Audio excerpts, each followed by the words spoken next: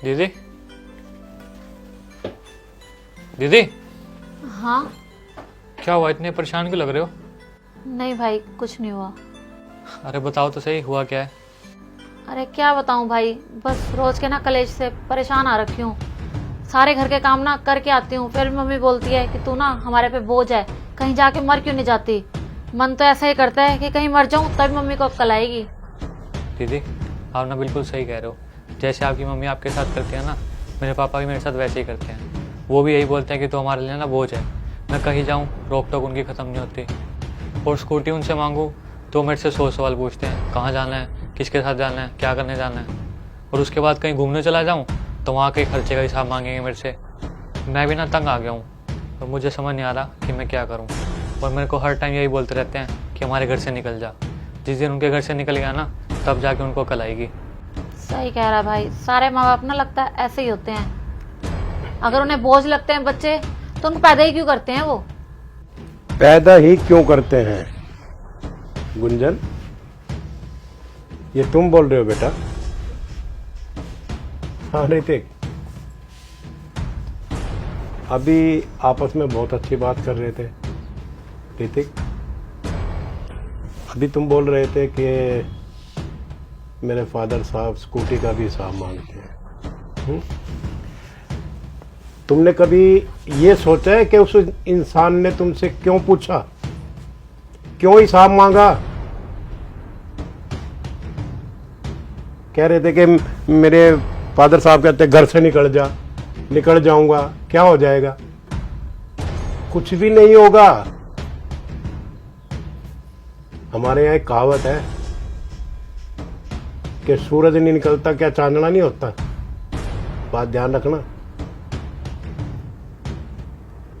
Father ने ये बात क्यों कही कि निकल जा? कभी ये सोचा है? गुंजन, आप बोल रहे थे बेटा कि आपकी मम्मी बोलती है कि तू हमारे ऊपर बोझ है। पूरा दिन ना मम्मी बस कोसती रहती है हमें, सारा काम करती हूँ मैं घर का, फिर भी बोलती है कि तू हमारे पे बोझ है, कहीं जाके मर क्यों नहीं जाती। वो दिल से नहीं कहती। वो क्यों कहती है? कभी आपने अपनी मम्मी से ये पूछा किस टेंशन में है, क्या दिक्कत है उन्हें? तुम्हें पता है उनको पूरा घर संभालना होता है। 100 टेंशनें होती है औरत के दिमाग में।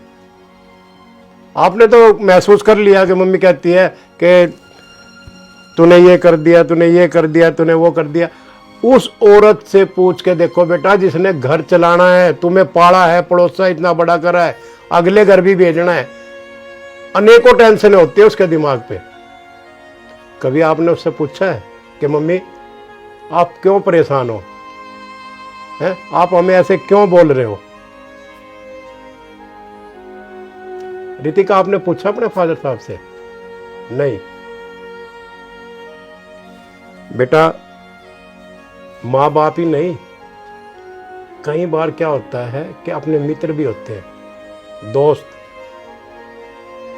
वो भी आपस में कुछ ऐसे शब्द बोल देते हैं जो चुभ जाते हैं, बर्दाश्त नहीं होते।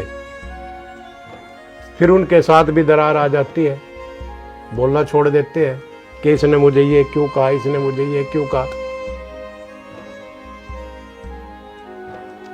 बाप आग में तपा हुआ वो आभूषण है बेटा। कुंजन, वो आभूषण है जो तुम्हारे गले की शोभा बढ़ता है। और फिर उसी आभूषण को तुम कहते हो कि मेरी मां ने हमारा जीना मौत कर रखा है, मेरा बाप कहता है मुझे घर से निकल जाओ। मां बाप वो काम करते हैं और ये इच्छाएं रखते हैं कि हमारे बच्चे हमारा नाम रोशन करें, हमें ये महसूस करवाए कि हाँ, जब हम गली से निकले, तुम गली से निकलो तो ये बच्चे उसके हैं, कितने काबिल हैं। और तुम्हारी सोच कितनी छोटी हो गई है। सारा दिन धूप में तपता है बाप, मजदूरी करना, कैसे पैसे कमा के लाता है, कभी सोचा है?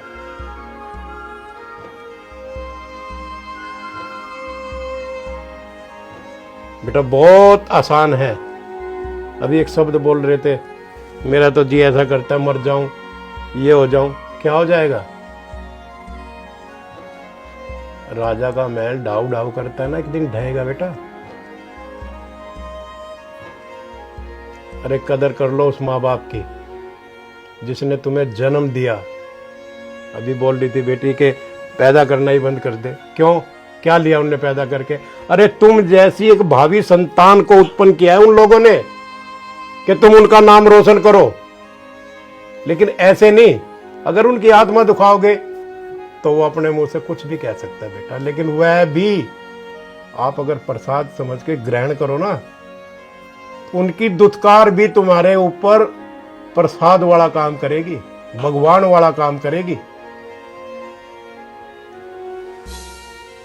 बाकी मैंने बेटा आपसे यही कहना था कि माँ बाप का सम्मान करो, ताकि आने वाला युग आपका सम्मान करे। कल को आपकी भी शादी होनी है, आपके भी बच्चे होने हैं, वो अगर आपके साथ ऐसा करेंगे तो आप पर क्या बीतेगी। सॉरी अंकल जी, हम ना आगे से अपने मम्मी पापा के बारे में कभी कुछ गलत नहीं बोलेंगे। उनका सम्मान करो, क्योंकि जिस माँ बाप ने पंजी पंजी जोड़ के आपको ये साधन लेके दिया है ना, शुक्र मनाओ उस मालिक का और माँ बाप का जो तुम्हें इस संसार में जीने का मौका दिया है। उम्मीद करता हूँ अपने माँ बाप का नाम और बुलंदियों तक पहुँचाओ। ठीक है बेटा, अपने माँ बाप का सम्मान करो, भगवान तुम्हारा भी बहुत सम्मान करेगा। ठीक, करो काम।